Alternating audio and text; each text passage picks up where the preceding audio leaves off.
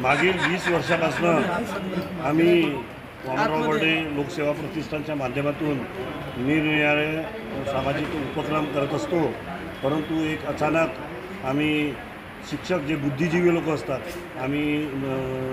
कार्यक्रम कोणाचे केले नसेल, आम्ही जे स्वयंपाकघरामध्ये ज्या बाया रोज सकाळी उठून बिचारा भांडे घासतात त्यांचासुद्धा आम्ही सत्कार केला देवेंद्रभाऊ फडणवीसच्या वाढदिवसानिमित्त। त्याच्यानंतर जे स्वीपर लोक असतात जे बिचारे सकाळी उठून तुमचं घाण साफ करून सकाळीच ते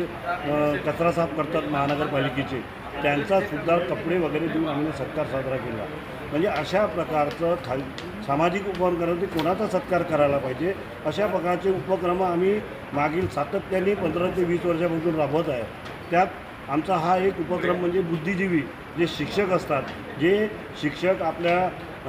आपण जे झालेलो आहे, आपले आदरणीय पंतप्रधान मोदीजी असत तेही कोणत्या शाळेत शिकले असत, त्यांनीही पुन्हा शिक्षकाकडून शिक्षण घेतलं असेल आणि ते शिक्षक जे संस्कार देतात आपल्या परिवारामध्ये किंवा आपल्या पोरांना जे ज्यांना शिकवतात त्या संस्कार देणाऱ्या त्या रिटायर झाल्यानंतर शिक्षकी पेशांना एक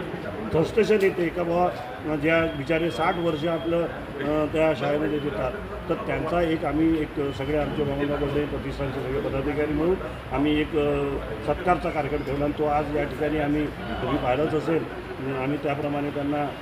शाल श्रीफळ आणि मानपत्र देऊन आम्ही त्यांचं स्वागत केलं। आणि असे आम्ही वामनराव बर्डे प्रतिष्ठानच्या माध्यमातून पुन्हा आमचा एक उपक्रम आहे का ज्या खालच्या स्तराच्या लोकांची